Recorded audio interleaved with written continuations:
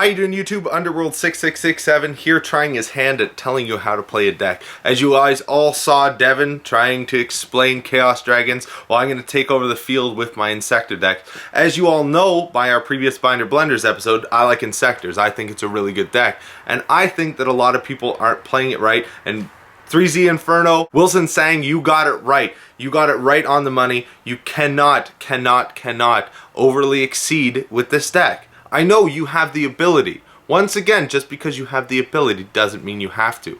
Now, when it comes to your field, one of the biggest examples that I can think of, and thank you very much for Devin for pointing this out, is when he was playing Frog Monarchs.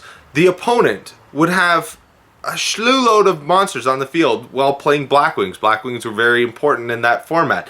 Now, your Blackwing player, the only time that Devin ever lost was when the Blackwing stayed on the field. When he had all those Boras and all those Shuras and all those even little tiny 800 beaters on the field to mess him up. When it came down to them now synchro summoning, it turned 2 monsters into 1. 3 monsters into 1.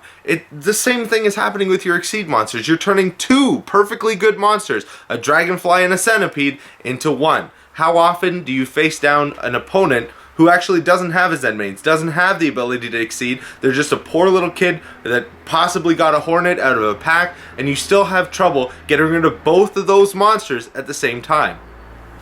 Sure, you can go crazy and, kill one or the other, but there's still one there to then next turn pop out with a Hornet once again. You're gonna plus off it next turn anyways, so why are you overlaying for a card that can't do anything? I saw a whole bunch of people, they're like, oh, can I summon X-Stag Beetle and then take my opponent's Hornet and then pop? I'm like, why would you do that? You have 2 perfectly good monsters on the field that could take your own Hornet next turn. Why would you summon an X-Stag just to take your opponent's thing without just, equipping it to X-Stag and going, okay, you go now. Now you don't have the access to the Hornet. It makes no sense. This exceeding stuff to do nothing is making no sense. You summon an Adrius, you just got rid of 2 monsters for 1 that might pop a card on the field. Let's face it, in these kind of formats, that card probably didn't cost them much to summon anyway, so taking 2 cards, make it 1, not a good idea. Second thing, and I know that first thing was a long thing, but this is the most important, especially when playing an Inzektor deck. If you have a chance of getting a Hornet out, do it. You need the Hornet in your grave. You need the Hornet in your hand. You need a Hornet to have access to actually play the Inzektor deck well. I've seen people, they're like, okay, well, I'm going to play Allure of Darkness, I'm going to draw, and I'm going to remove my Dragonfly so I can summon Tour Guide, so I can summon another Tour Guide, so I can Levier, so I can spell. Why? Why are you making it difficult? Why are you making this entire game difficult by doing some crazy plays that you think is going to plus you overall? No, what's going to happen is you're going to get Fiendish Chained, or you're going to get Solemn Warning, and you're just going to guarantee yourself another problem. One of the things that we did see while watching some of the games, Devin was playing somebody with Inzektors. Devin had a bottomless Trap Hole face down and a Fiendish Chain. One thing he did was randomly MST. Luckily, he got the Fiendish Chain.